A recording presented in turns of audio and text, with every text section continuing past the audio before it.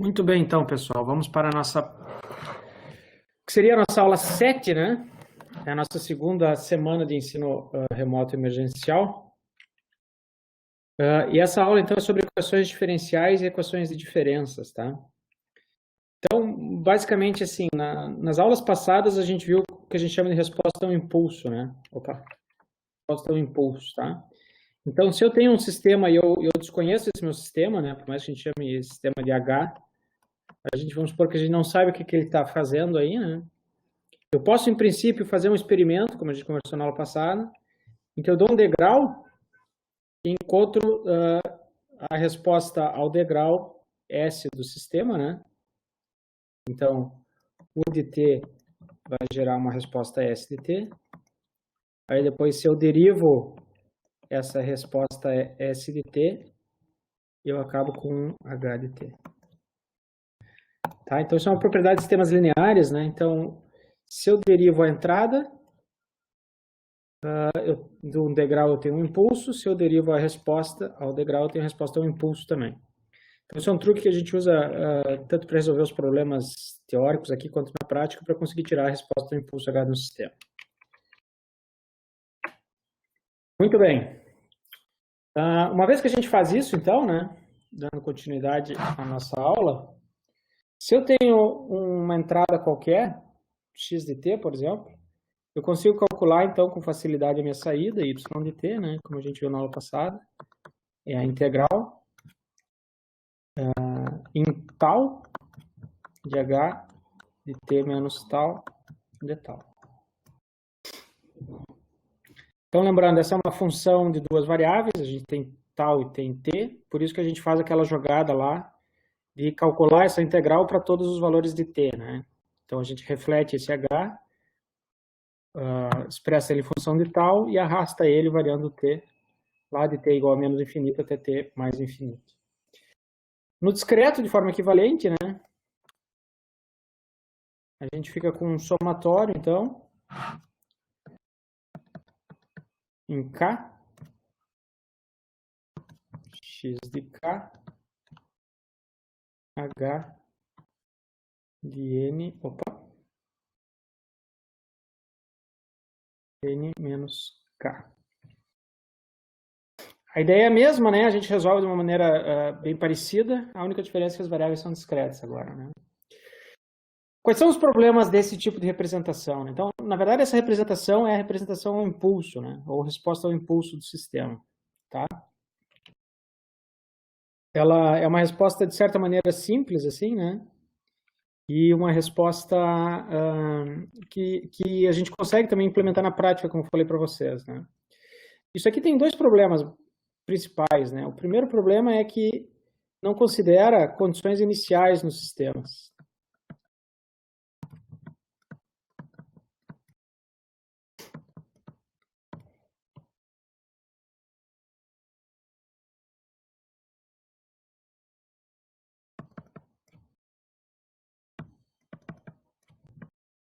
Então, para a gente aplicar isso, o nosso sistema ele tem que estar sempre em repouso, né? A gente vai entender um pouquinho mais adiante o que é isso. Mas, por exemplo, eu não posso saber como é que meu sistema vai se comportar se, por exemplo, o meu capacitor já está carregado. Tá? Se eu estou trabalhando com um circuito elétrico, né? Ou se eu estou trabalhando com o amortecedor de um carro, eu não posso saber como ele vai se comportar se ele já está comprimido, né? Tá? Não é trivial para considerar essas coisas utilizando a resposta ao impulso. Outra coisa é que ela não usa informações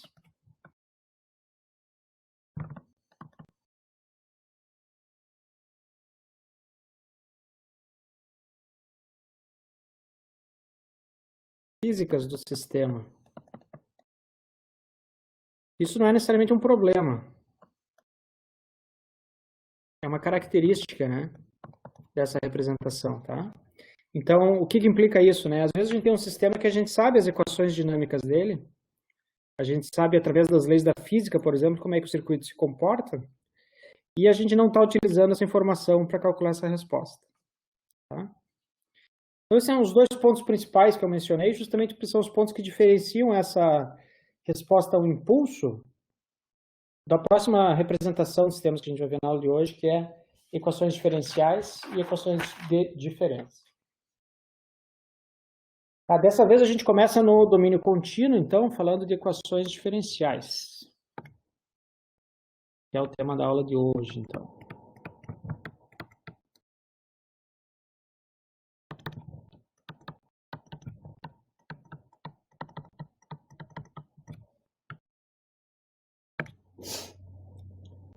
Tá, então, normalmente, elas são derivadas no sentido que surgem das leis da física.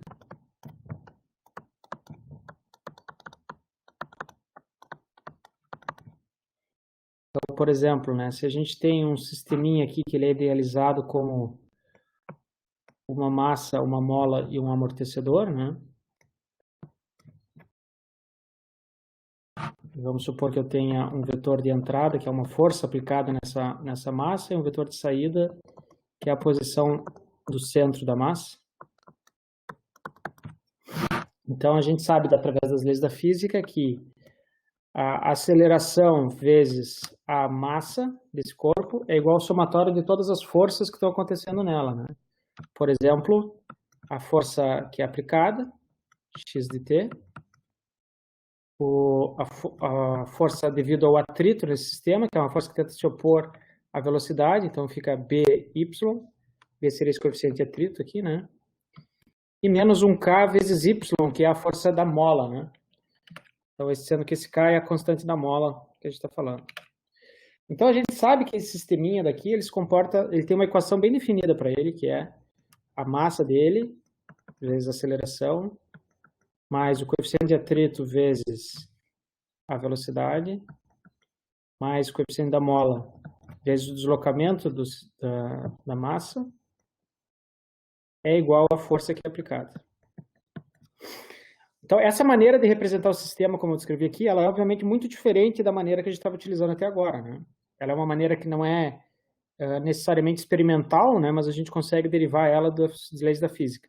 Então, isso aqui também é chamado, às vezes, de primeiros princípios. Em inglês é first principles. Então, a gente utiliza os princípios físicos e deriva as equações. Tá? Deixa eu mostrar um outro exemplo para vocês aqui também, só para a gente atender gregos e troianos, né? Quem não gosta de sistemas mecânicos, vamos supor que a gente tem aqui um circuitinho elétrico, que é um R, um indutor L e um capacitor C. Tá? A saída desse cara é a corrente, Y de T.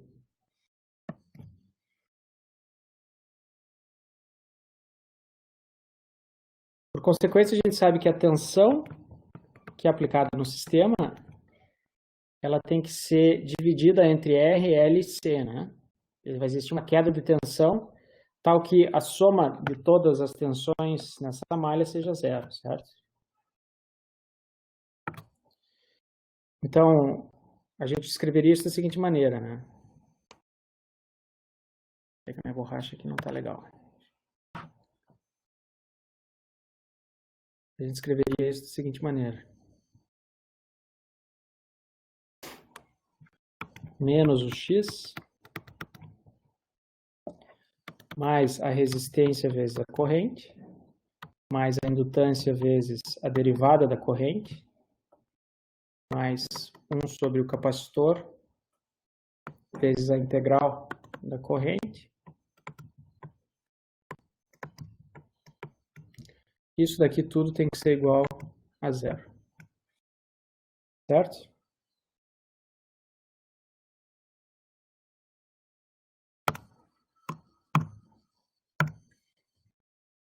Veja esse tipo de problema depois.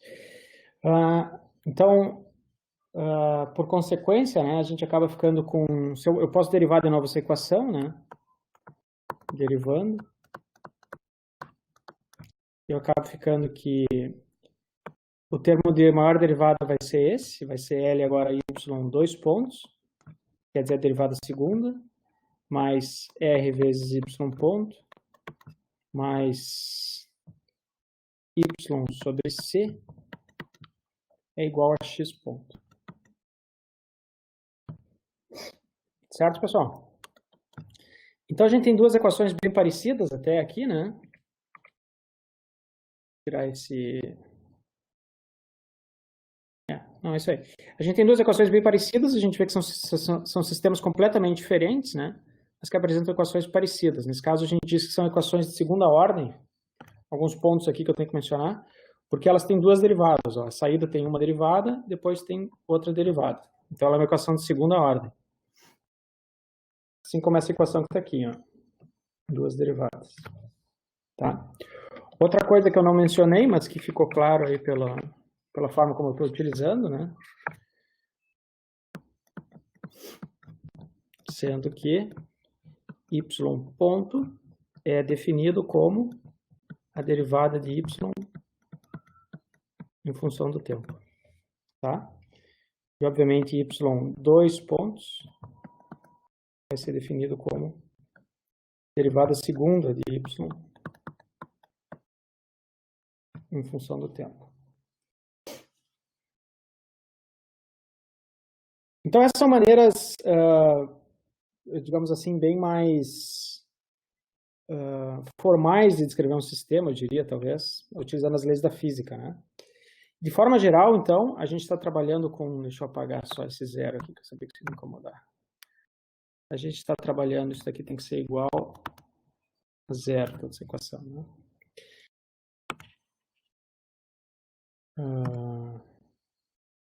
Pô, horrível isso. Vamos consertar. Vou consertar direito aqui.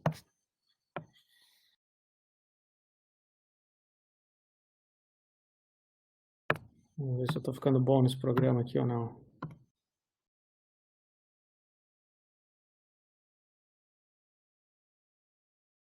Uhum.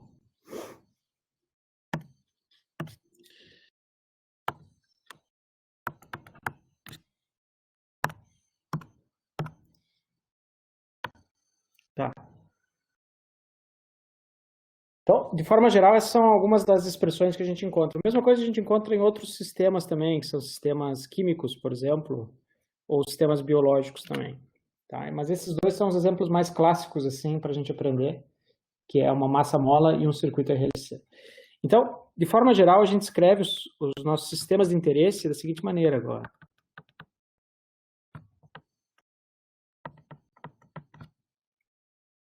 A gente vai ter, de um lado da equação, um somatório, de k que vai de 0 até n, e constantes, AK aqui, que multiplicam as derivadas da saída. E qual que é a ordem dessas derivadas? Vai ser necessariamente K também. Tá? Então, isso significa que eu tenho, por exemplo, A1 vezes a derivada primeira de Y, né? Então, A1 seria R nesse caso, né? Certo? Ou eu posso ter A0 vezes a derivada zero, então A0 nesse caso seria 1 sobre C aqui. Só para dar dois exemplos, tá? Do outro lado da equação, a gente também vai ter um somatório de derivadas, só que em função de x. Só isso, né?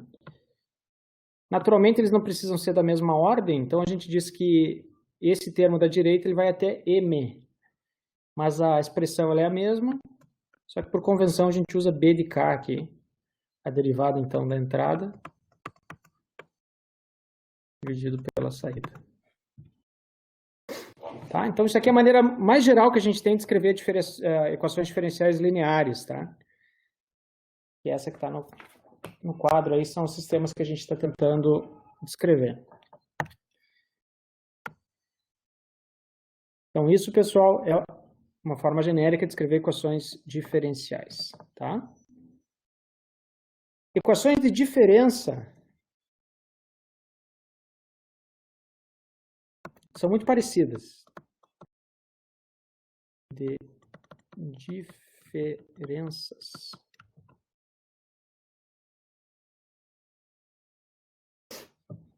Elas são muito parecidas, né? E uma maneira de encontrar elas, que é a maneira mais comum, na verdade, que a gente encontra elas na engenharia, é do truncamento das derivadas.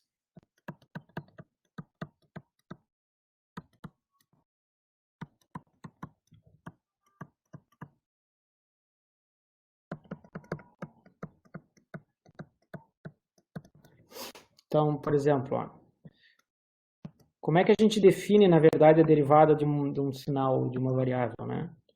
Ela é o limite quando o nosso delta tende a 0 para x de t mais delta menos x de delta dividido pelo nosso delta. Tá? Talvez vocês tenham aprendido isso em cálculo 1, né? Mas é assim que a gente começa estudando derivadas. Existem outras maneiras de definir as derivadas que são mais formais, mas para nós isso aqui é mais que suficiente. A gente pode aproximar essa derivada de x, então, como sendo um x de t mais um período fixo t agora, que não há um limite, mas é uma constante, x de t maiúsculo, então, esse t maiúsculo, dividido por t. Tá? Essa aqui é uma maneira bem simples da gente transformar uma equação diferencial em uma equação de diferenças, fazendo essa aproximação da derivada.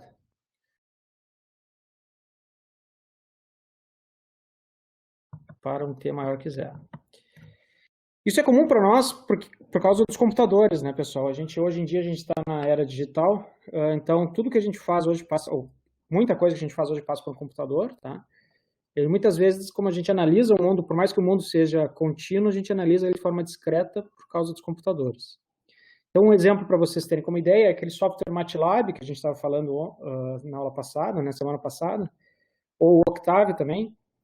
Eles fazem simulação de sistemas com equações diferenciais, mas como é que eles fazem isso? Eles encontram uma aproximação das equações diferenciais e transformam elas em equações de diferenças, parecido com essa que estão aqui. Aí eles conseguem, então, calcular ou simular, então, a resposta de qualquer sistema, né? Nós vamos ver como é que isso funciona de maneira um pouco mais detalhada, mas não é o objetivo dessa aula, né? É só para a gente ter uma ideia, assim, da utilidade disso. Então, a primeira utilidade disso é justamente na simulação de sistemas dinâmicos, tá? Então, vamos botar aqui, equações de diferença são usadas em simulações.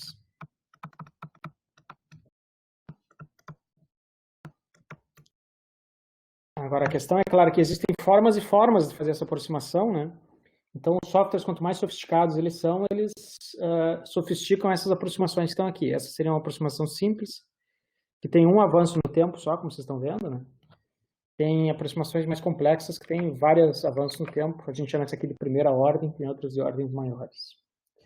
Então, vamos ver um exemplo para a gente entender para que serve esse tipo de coisa. Então, vamos supor que eu tenho que analisar um circuitinho. Agora, vamos pegar um circuito um pouquinho mais simples. Um RC só. Tá? Cuja entrada, novamente, é a tensão do circuito. Eu tenho um resistor e eu tenho um capacitor. E a minha saída é Y de T. É a corrente, né? Então, utilizando a mesma regra que a gente fez antes, a gente vai ter que a tensão desse cara vai ser a resistência vezes a corrente, queda de tensão em cima do resistor, mais a queda de tensão em cima do capacitor. Vamos supor que a gente esteja interessado em começar no instante zero. Vamos supor que x de t seja igual a 0 para t menor que 0. Efetivamente é isso que está dizendo aqui a nossa integral, tá, pessoal? Está dizendo que a nossa análise começa no instante zero e vai até o instante atual, que seria o instante t.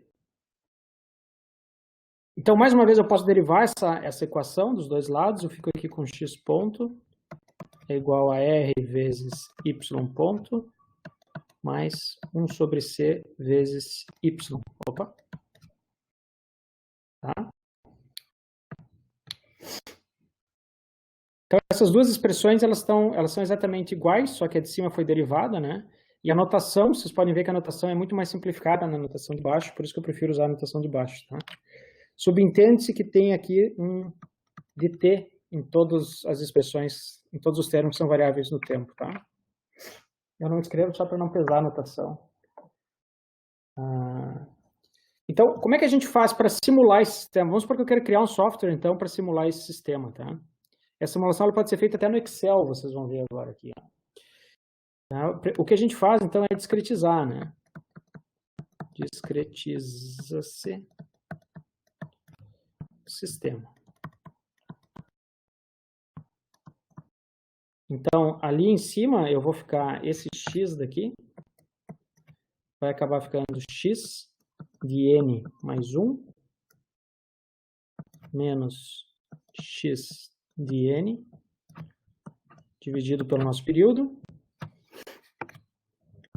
é igual a R, que multiplica a mesma coisa que a gente vai fazer com y, que vai ficar y de n mais 1, menos y de n, dividido por t,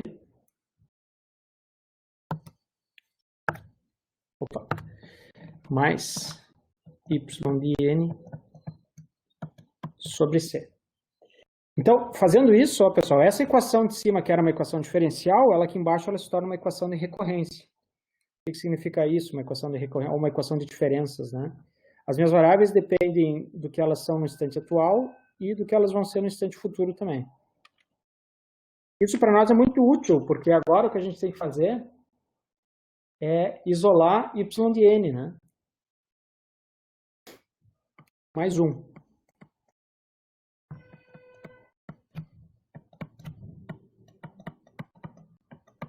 Se a gente faz isso, a gente consegue encontrar uma expressão que nos diz como é que essa corrente do sistema evolui à medida que o tempo passa. Tá? Isso aqui acaba ficando da seguinte maneira, ó, pessoal. Fica a resistência, que multiplica y de n mais 1, mais uma constante que depende do período, da capacitância e da resistência, que multiplica y de n, é igual a diferença da tensão que vai ser aplicada no próximo instante menos a tensão atual.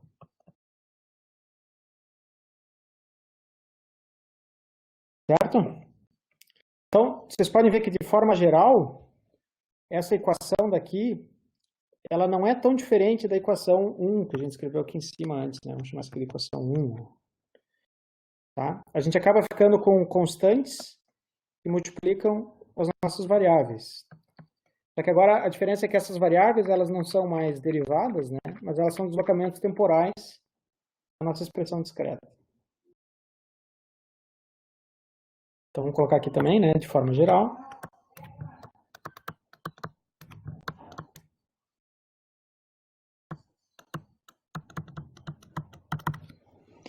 A gente vai ficar com, deixa eu manter o padrão aqui, eu fiz de preto, circulei de azul.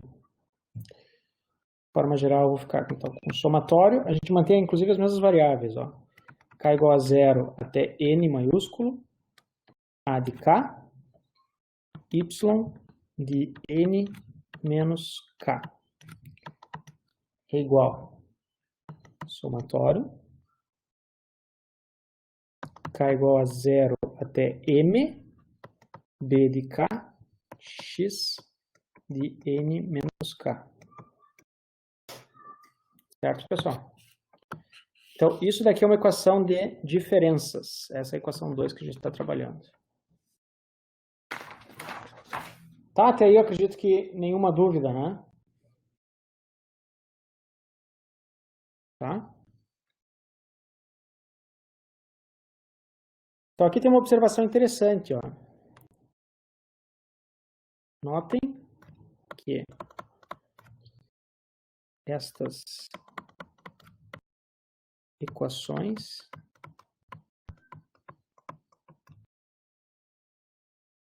também dependem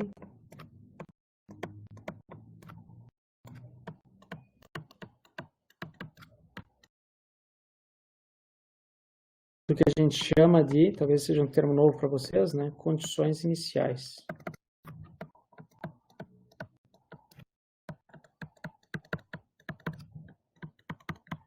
O que seriam as condições iniciais, né? No contínuo aqui, eu dependo de y0. Por exemplo, ó, essa equação contínua daqui. Ó. Tá? Eu também encontro ali a y ponto, que está ali, por exemplo, 0. E assim por diante. E no discreto, eu vou precisar dos valores passados de y. Né? Então, por exemplo, ó, se eu quero descobrir o que é y de n mais 1, eu vou precisar eu vou só isolar essa expressão daqui, né? Então, eu vou passar esse y de n para o outro lado.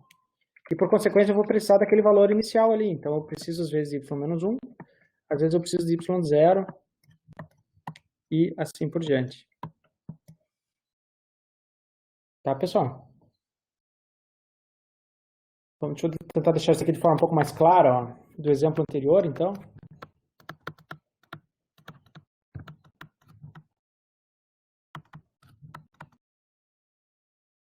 Nosso y de n, eu poderia dizer, ele é igual a 1 menos t sobre RC.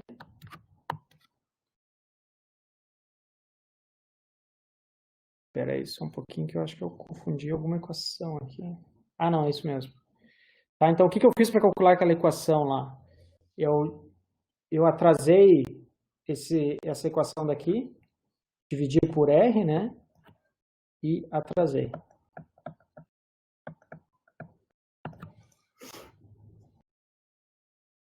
Uma amostra.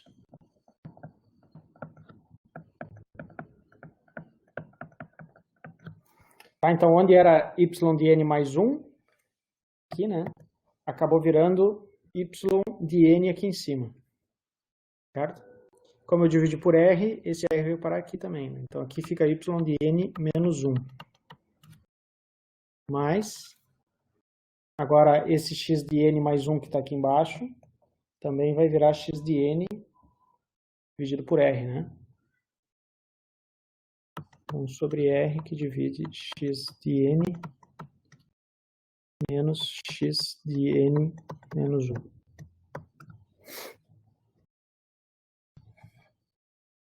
Certo? Então, se eu sei, então, de posse de y de menos 1, ou seja, qual é a corrente que estava passando no meu indutor, de posse de x de menos 1, qual era a tensão que estava sendo aplicada no meu sistema, e do vetor x de n, é fácil calcular. Olha. Calcular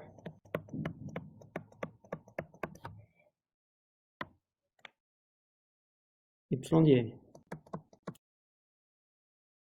Desta forma, que a gente chama de forma recursiva, né?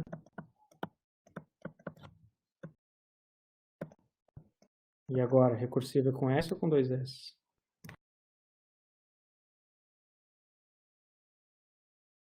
Vamos fazer uma enquete aqui. Ah, que vocês não enxergam. Vamos fazer uma enquete para ver como é que vocês... Recursiva é com S? É com C?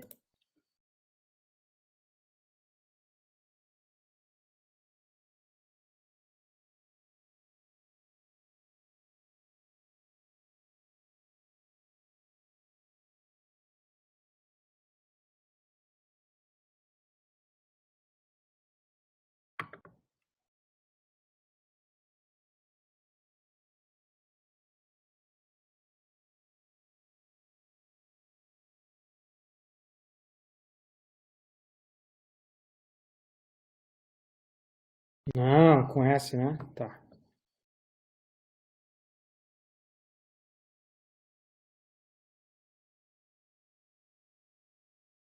Não vou publicar a enquete aqui para o pessoal não passar vergonha. Assim como eu passei, né? Só para deixar claro.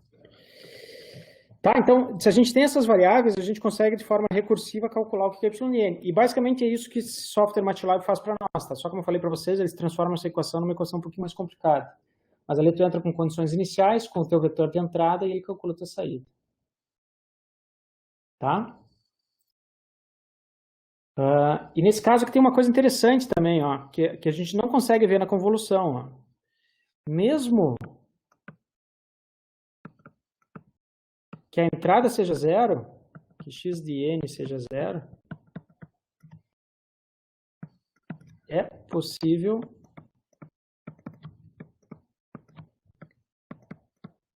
que o y de n seja diferente de zero. se as condições iniciais, que a gente vai chamar de CI aqui, forem diferentes de zero.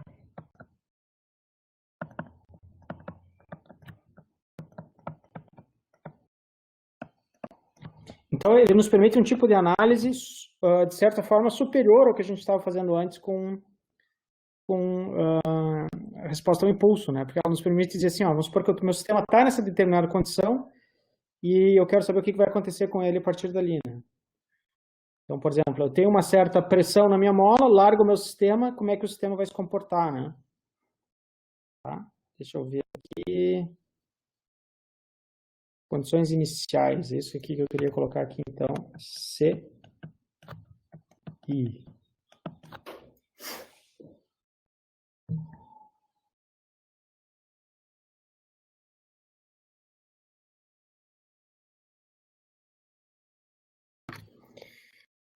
Por enquanto, tudo bem, né, pessoal?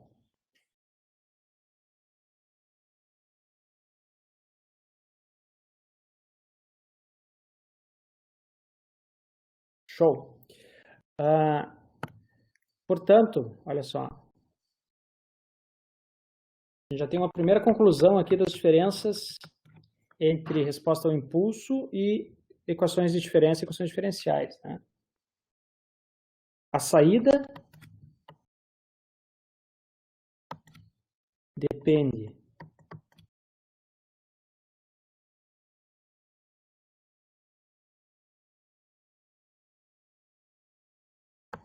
das condições iniciais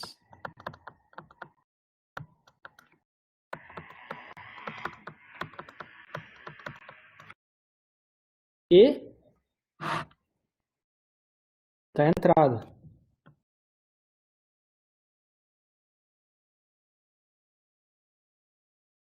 X de t, né? As condições iniciais que seriam y0, y.0, etc. E da entrada x de t. A gente diz assim, então, ó, pessoal, a resposta devido a condições iniciais, a gente chama de resposta... Opa! A gente chama de resposta natural. E a parcela da resposta que é devido a uma entrada, a gente chama de resposta forçada. Faz sentido, né? Resposta natural é tu coloca o sistema numa determinada condição e vê como é que ele naturalmente evolve daquela condição, né? E a resposta forçada não, é exatamente tu deixa o sistema em repouso e daí tu aplica nele uma determinada entrada e força ele para ver o que acontece. Tá? O restante dessa aula, então, vai ser como é que a gente faz para calcular a resposta natural de um sistema a partir das equações de diferença e equações diferenciais. Então, vamos mudar a cor aqui para a gente saber que agora aqui entra uma outra seção bem importante, que é a resposta, que a gente chama de resposta natural.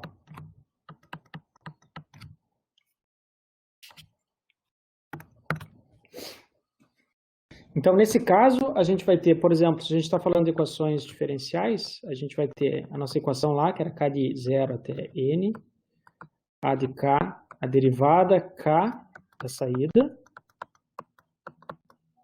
Opa!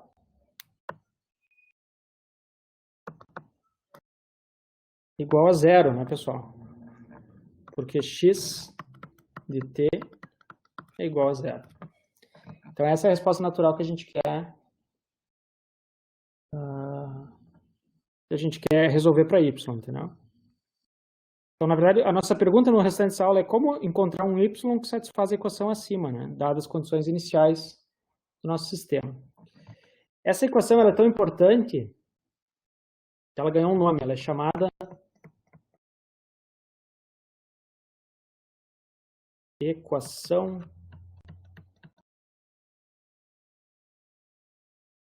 característica.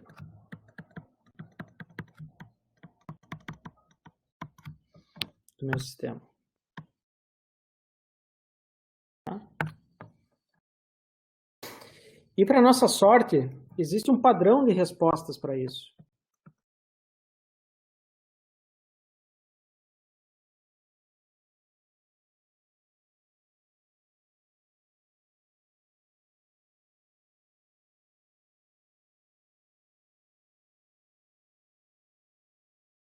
O y que satisfaz aquela equação de cima, ele é dado por um somatório, opa, quando eu aperto no botão da caneta acontece isso, é dado por um somatório de i, que vai de 1 até n, é o mesmo n que está lá em cima, e uma constante que multiplica e na lambda i t,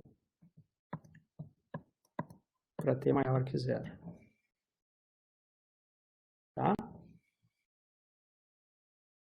Vamos ver o que é cada um desses termos que eu escrevi aí, tá? Então, n, como dito antes já, é a ordem do sistema.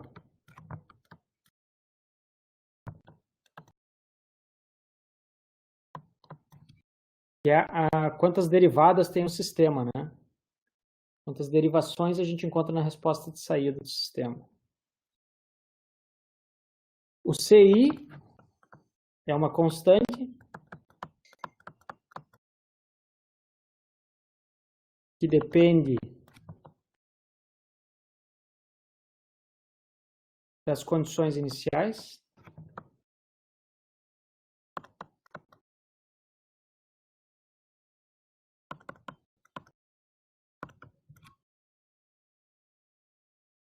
E o lambda i é o que a gente chama de raízes da equação característica.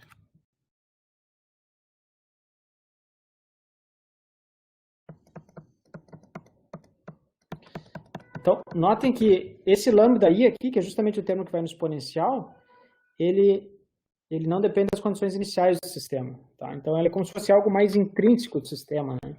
Depende só das raízes dessa equação diferencial. A gente já vai ver o que eu quero dizer com isso, né? Antes disso, tá? Vamos ver o que seria no discreto. Então, isso aqui é a resposta natural no contínuo. No caso discreto, é muito parecido com o nosso y de n. Ele vai ser também um somatório, também de i até n, a ordem do sistema, de 1 até n, de uma constante, só que agora é a raiz da equação característica que é elevada na n, não é o e que é elevado na t. Tá? Muito parecido, os termos são todos, o significado dos termos é o mesmo. Tá? Então, em primeiro lugar, tá? Para a gente conseguir calcular uma equação dessas, eu prefiro começar com um exemplo para vocês, para que fique bem claro, em vez de a gente ficar falando só de coisas extremamente abstratas. Então, vamos fazer a análise de um exemplo, tá? Começamos com um exemplozinho. Como é que a gente faz para descobrir a resposta natural de um sistema? Tá. Então, considere o circuito x de t,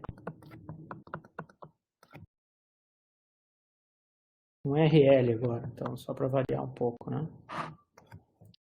De novo, a nossa saída é a corrente. E aqui a gente tem um resistor e um capacitor. Esse circuito ele é bem simples, então ele é a derivada da corrente vezes a indutância, mais R vezes Y, vezes a corrente, é igual à tensão que é aplicada, a tensão da entrada x de t. Então, a primeira coisa que a gente faz é a equação característica do sistema, né? Então, a gente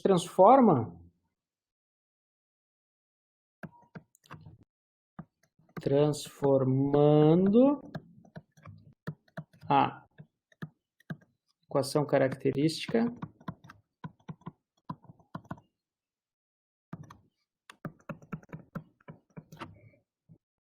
de diferencial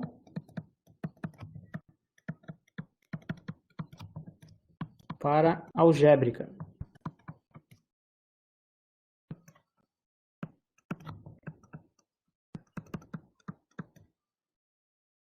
O que quer dizer isso, né? Y ponto vezes L mais R. Isso daqui vai acabar ficando lambda L mais R, tá? Na verdade, eu tenho que colocar aqui um igual a 0 e um igual a 0 antes aqui também, né? Como é que eu fiz isso, pessoal? Aonde eu tenho uma derivada, eu coloco um lambda. Ela é essa minha variável diferencial se torna uma variável algébrica agora. Tá? Se eu tivesse aqui duas derivadas, como é o caso do massa-mola, aí eu ia ter na minha equação algébrica lambda ao quadrado. Tem razão, alguém me salvou aqui de um C, mas é um indutor isso daqui, para fazer sentido. Obrigado. Obrigado, Henrique. Faltou um D no denominador dessa equação daqui. Obrigado também. Arthur. Show, valeu, galera. Então, tá. Agora, qual é a raiz dessa equação? Então, a raiz, nesse caso, é um sistema de primeira ordem. Vamos colocar aqui, né?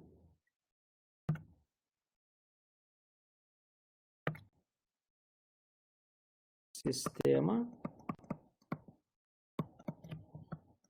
de primeira ordem, porque só tem uma derivada, né, na saída. Portanto, só tem uma raiz. Com raiz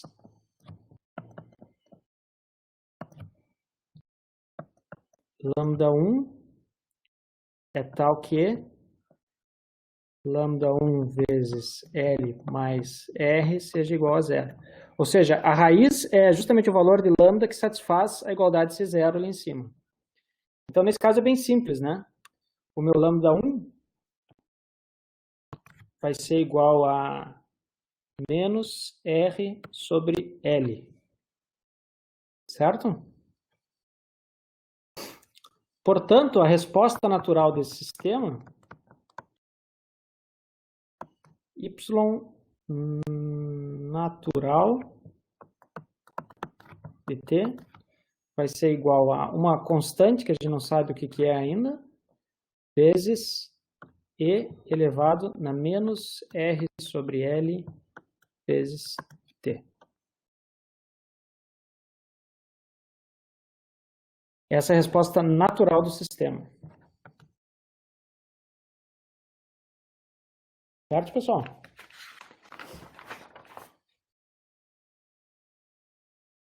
Então, a gente sabe, por exemplo,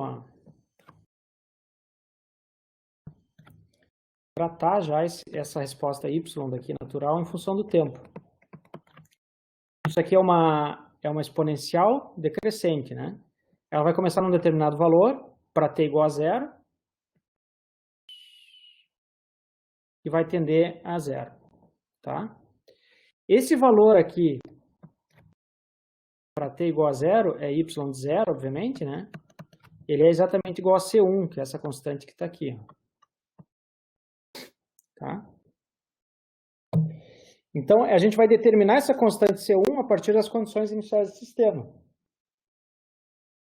Por exemplo, se a gente dissesse aí que a corrente inicial no capacitor, perdão, no indutor, y de zero é igual a 5 amperes, então a gente sabe que C1 é igual a 5. Tá? Por exemplo, né? Se y de zero for isso, C1 é igual a isso. Se minha condição inicial for diferente, ora, o meu C1 vai ser diferente. Então, o meu C1 ele é exatamente a condição inicial, né? Agora, esse R e esse L que estão aqui em cima, eles são parâmetros do sistema. Não dependem das condições iniciais, certo? Por isso que essas raízes são tão importantes para nós.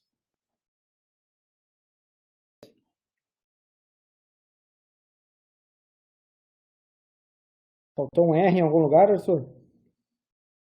O R multiplica Y.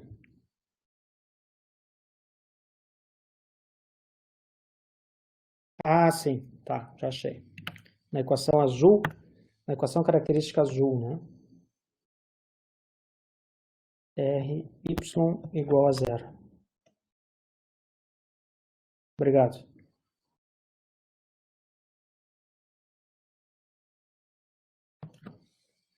Exatamente. Então, esse cara daqui, ele é uma derivada, então ele vem para cá, ó, lambda na 1.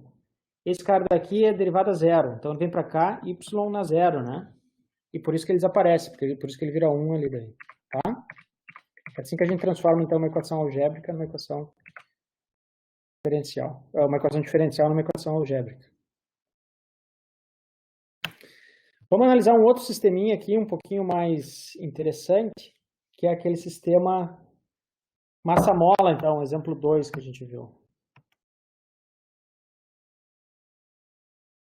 Então, quer dizer, um outro exemplo agora aqui, que é o primeiro sistema que a gente analisou, exemplo 2, é o sistema massa-mola. Tá?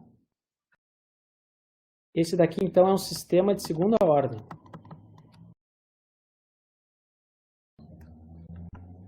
Segunda ordem. Porque eu tenho m vezes y, dois pontos, mais b vezes y ponto, mais k vezes y é igual a x de t. Tá? Então, como esse cara daqui deriva uma, duas vezes, ele é um sistema que a gente diz de segunda ordem. Então, a primeira coisa que a gente faz é a equação característica do sistema.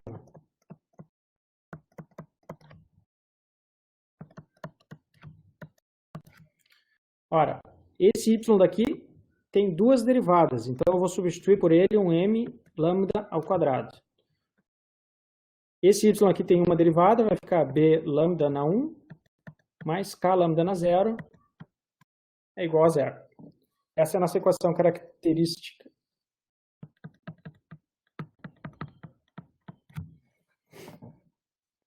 Certo?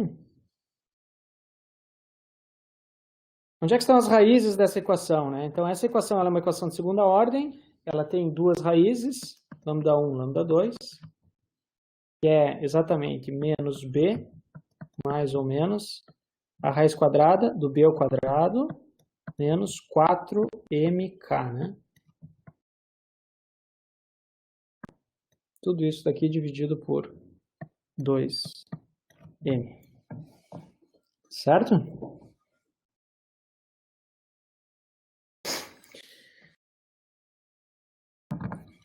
A resposta de sistema, né, mais uma vez, ela vai ser a resposta natural desse sistema, em função do tempo. Vai ser uma constante C1, e elevado na lambda 1 de t, mais C2, e elevado na lambda 2 de t, para t maior, igual a zero. Tá? Aqui acontece uma coisa curiosa, então, pessoal, e é interessante analisar esse problema justamente por isso. Esse Bzinho daqui, ele é o coeficiente de atrito do sistema, né? Então, aqui acontece uma coisa interessante que é o seguinte, ó. Se o B é igual a zero,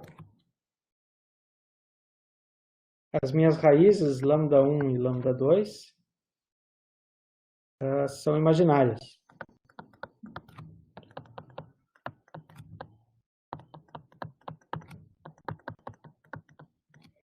Tá?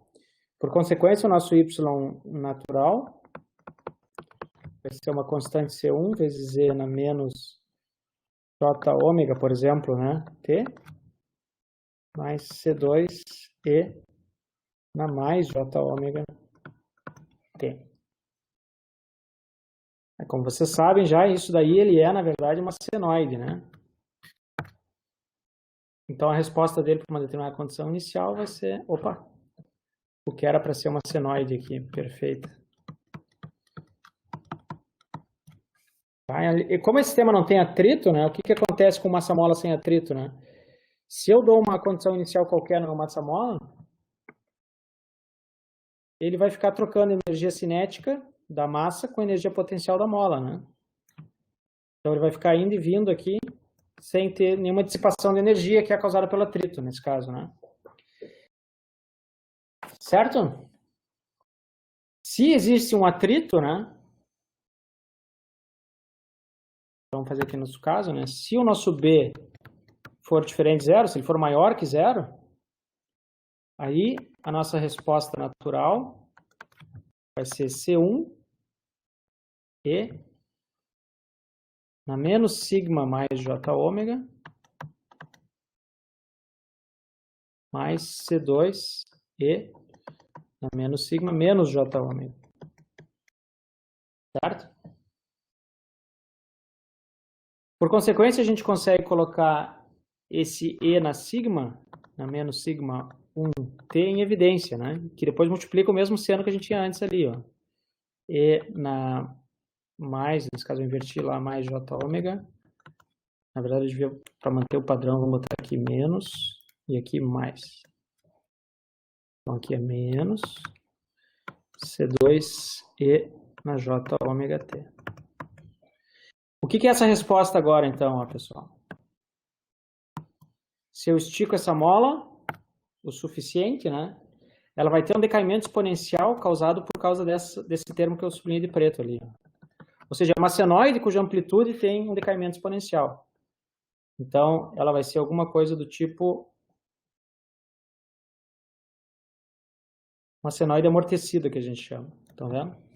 Que é o que a gente espera na prática, né? Se a gente coloca essa mola daqui, uma determinada condição inicial, então estica a mola, né? A gente espera que o nosso sisteminha oscile um pouco, mas como ele tem um termo de atrito aqui agora, B, né? A gente sabe que essa oscilação vai diminuir, diminuir, diminuir até o sistema parar de novo. Tá? Tem mais um caso que é importante para nós. Faltou folha aqui. Vamos voltar para o início, então. Eu já falei um monte, hein? Tem mais um caso que é importante para nós, é se as raízes são repetidas.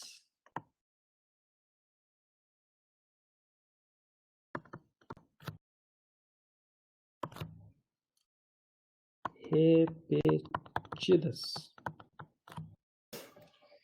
Tá? Nesse caso, a minha resposta y de t vai ser uma constante vezes e na lambda t mais outra constante vezes t e no mesmo lambda, né? T. Tá?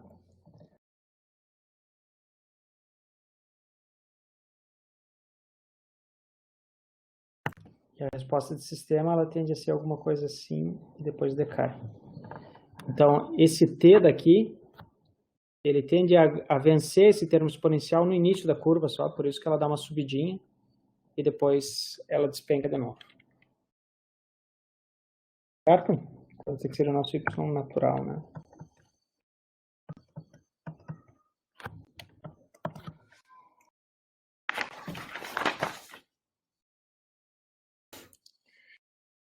Generalizando ainda para P, para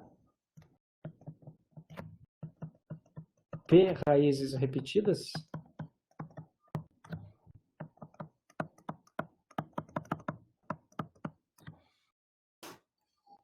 a gente vai ter E na lambda T, T, E na lambda T, T, P menos 1, E na lambda T. Tá? Então, a gente sempre adiciona esse termo ali na frente, né? Se for no discreto, a análise é a mesma, vou ficar com lambda na N, N lambda na N, assim por diante, até N na P menos 1, lambda na N. Tá? Então, esses termos aí acabam aparecendo. Bastante coisa, então, né, pessoal? Então, vamos ver um exemplo agora, numérico, que a gente calcula as entradas, perdão, que a gente calcula a resposta para determinadas condições iniciais. Só deixa eu ligar a luz que ficou escuro aqui, de repente, de uma hora para outra.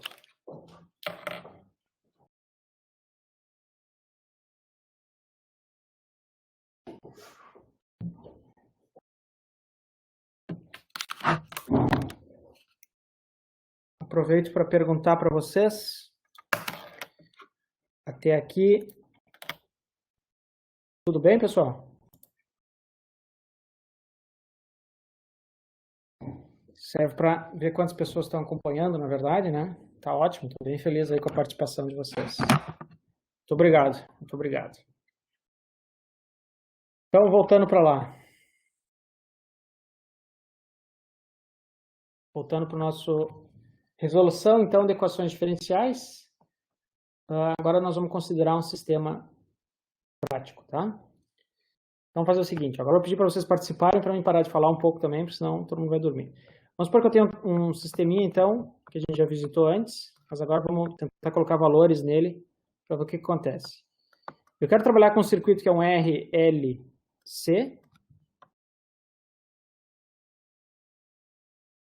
tá?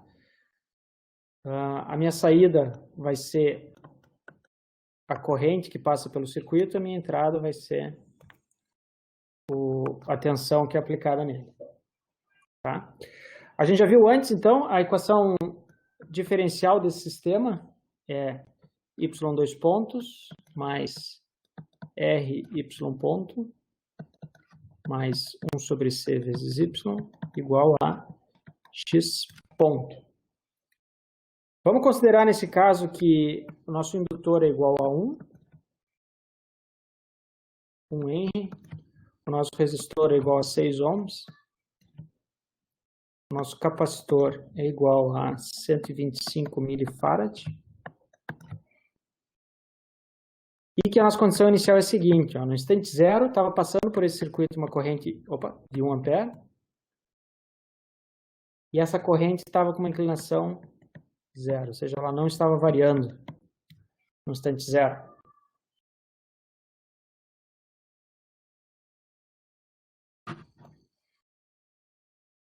Tá? Então eu peço para vocês, em primeiro lugar, vamos encontrar a equação característica e vamos encontrar as raízes da equação característica desse problema. Tá?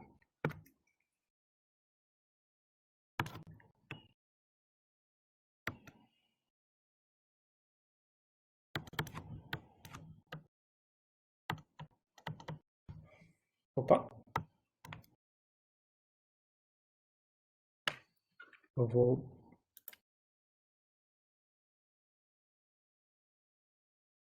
Então, aplicando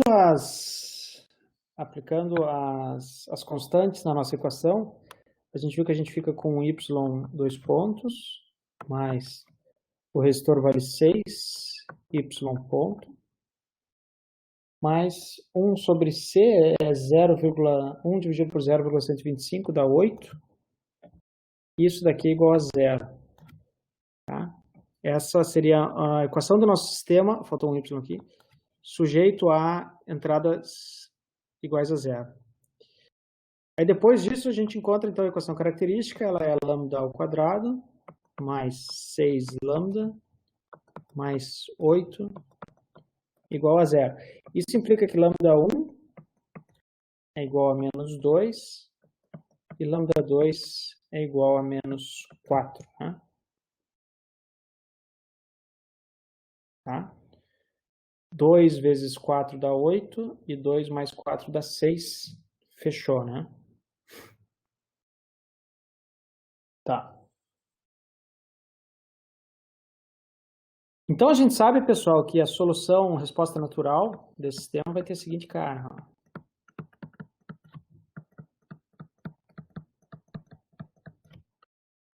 Ficou bem mais fácil escrever agora. Vai ficar y natural de t igual a uma constante C1 e elevado na menos 2t mais uma constante C2 e elevado na menos 4t. Então, vou deixar vocês pensarem um pouquinho agora como é que a gente faz para descobrir o que são as constantes C1 e C2.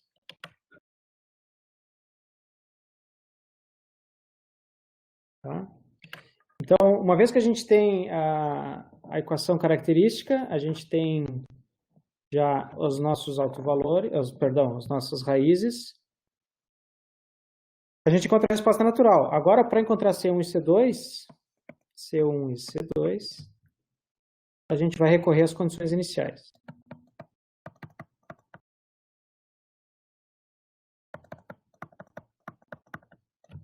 Tá? Ó, bem simples, né? Então, y de zero vai ser igual a C1e na menos 2 vezes zero, mais C2 e na menos 2 vezes 0.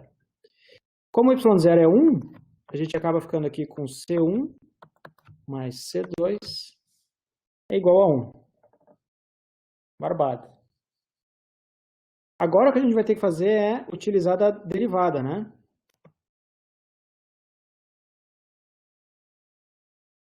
Derivando a expressão de y de n,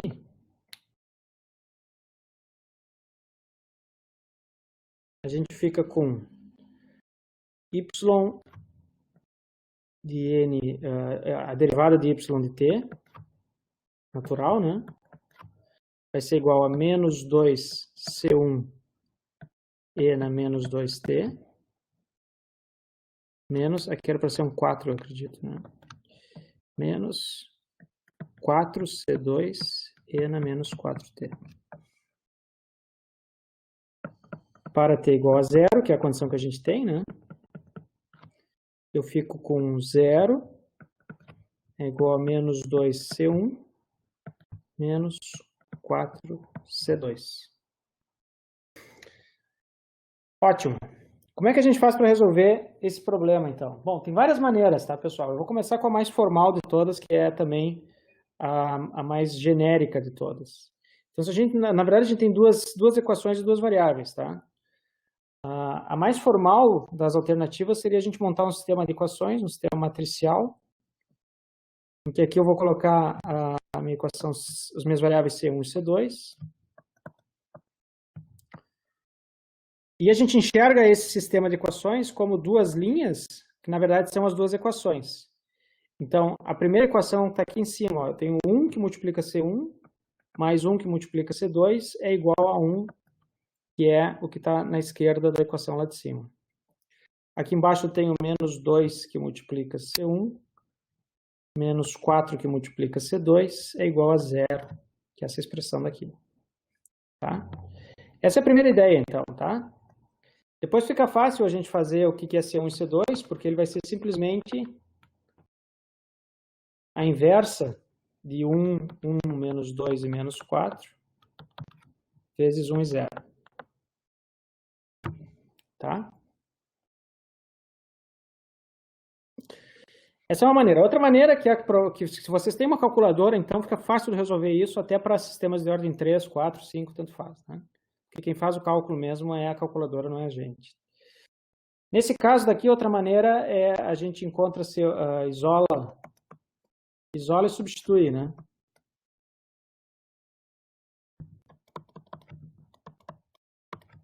Então, por exemplo, a gente sabe que C1 é igual a 1 menos C2. Então, na equação da derivada,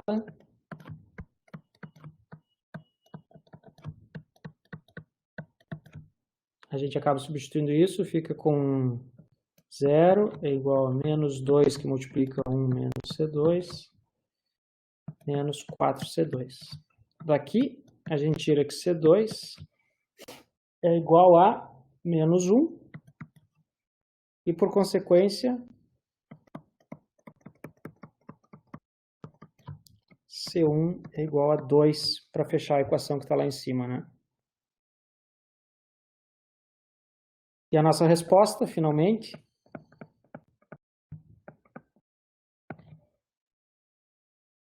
y de t vai ser igual a 2e na menos 2t menos e na menos 4t.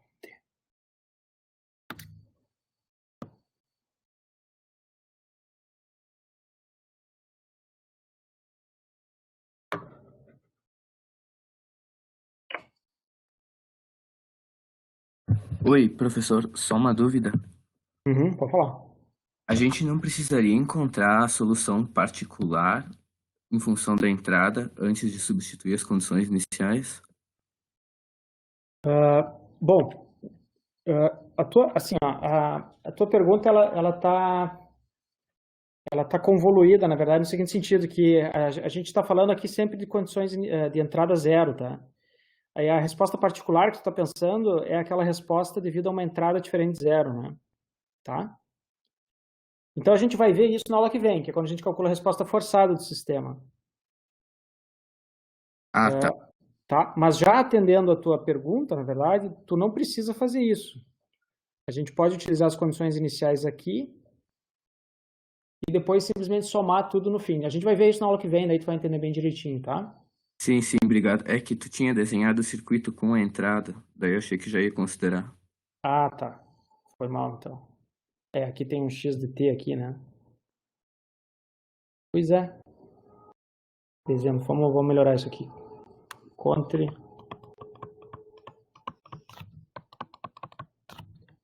y natural.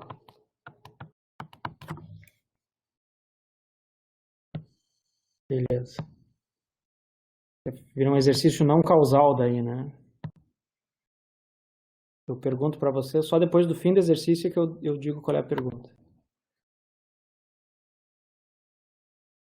Tá.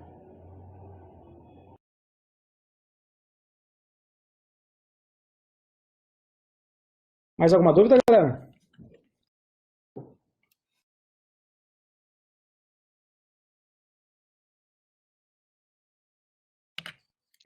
Então, vamos começar calculando a nossa equação característica, né? E as raízes desse sistema. Então, a equação característica, a gente vai ter que transformar essa equação de diferenças em uma equação algébrica.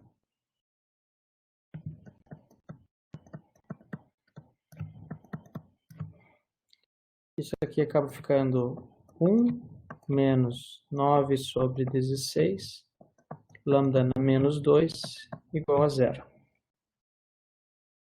Tá? Por consequência, eu posso multiplicar lambda ao quadrado dos dois lados, eu fico com lambda ao quadrado, menos 9 sobre 16 é igual a 0. Isso implica que lambda ao quadrado é igual a... é igual a 9 sobre 16. Consequentemente, lambda é igual a mais ou menos 3 quartos. Pessoal, aqui uma coisa importante, ó. Eu posso fazer a equação característica passar daqui para cá e depois multiplicar por lambda ao quadrado, não tem problema. Ou eu posso fazer também adiantar essa equação daqui, tornando ela y mais 2 menos 9 sobre 16 y de n igual a 0. Se eu faço isso, eu saio dessa equação vermelha direto para a equação característica que está lá em cima. Tá? Não faz diferença nenhuma. A gente pode fazer isso porque a gente está lidando com sistemas que não variam no tempo. Então, são sistemas lineares invariantes no tempo. Eu posso deslocar no tempo à vontade, como eu fiz aqui embaixo. Certo? Vou tirar isso aqui para não atrapalhar. Muito bem. Então, isso significa que a nossa resposta natural do sistema, vou botar um portanto aqui, né? A resposta natural do sistema vai ser uma constante C1 vezes 3 quartos elevado na n, mais uma constante C2 vezes menos 3 quartos elevado na n. Para encontrar C1 e C2, utilizamos as condições iniciais.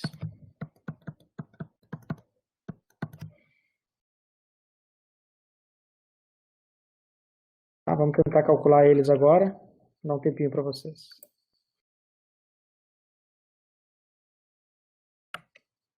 Então, como é que a gente faz para utilizar as condições iniciais, né? A gente vai simplesmente colocar elas nessa equação que a gente já calculou aqui. Então, para n igual a menos 1, o que eu vou ter? Y de menos 1, que é igual a 0. Opa.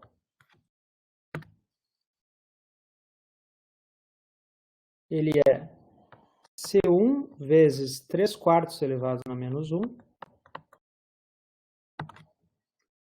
mais C2 vezes menos 3/4 elevado a menos 1. Então, a gente fica com C1 vezes 4/3 menos C2 vezes 4/3 é igual a 0. Depois, para n igual a menos 2, a gente precisa dessa outra condição inicial, porque a gente tem duas variáveis, né? C1 e C2. C1 e C2 e uma equação não nos resolve. Então, agora, nesse caso, eu vou ficar com y menos 2, que é igual a menos 2. Vai ser igual a C1, que multiplica 3/4 elevado a menos 2. Isso aqui vai dar 16 nonos. Mais C2, que multiplica menos 3/4 elevado a menos 2. Como é par, né? Então fica 16 nonos também.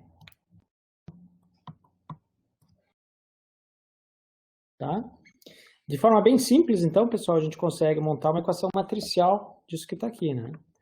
A primeira linha da matriz é a primeira equação. Isso aqui multiplicado por C1 e C2 tem que ser igual a 0.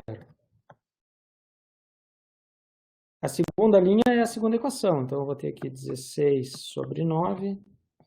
16 sobre 9 tem que ser igual, nesse caso, a menos 2. Tá? Resolve essa equação invertendo a matriz. Inverte essa matriz do método que preferir, né? Com mais ou menos tortura, a gente chega na conclusão de que C1 é igual a menos 0,5625 e C2 é igual a menos 0,5625 também. Olha que curioso. Tá? Y de n, portanto, acaba dando menos 0,5625. Posso colocar esse cara em evidência. E multiplica 3/4 elevado na n mais menos 3/4 elevado na n, tudo isso vezes u de n, por exemplo. Resolve o nosso problema, né? Porque essa condição é válida para n maior ou igual a 0.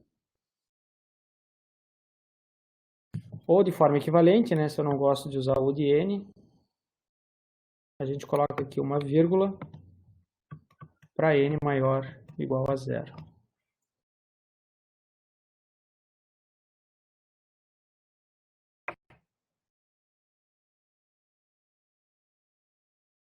Certo, pessoal? Eu vou parar de gravar agora. A aula era por hoje. Eu respondo as dúvidas agora daí para quem está digitando.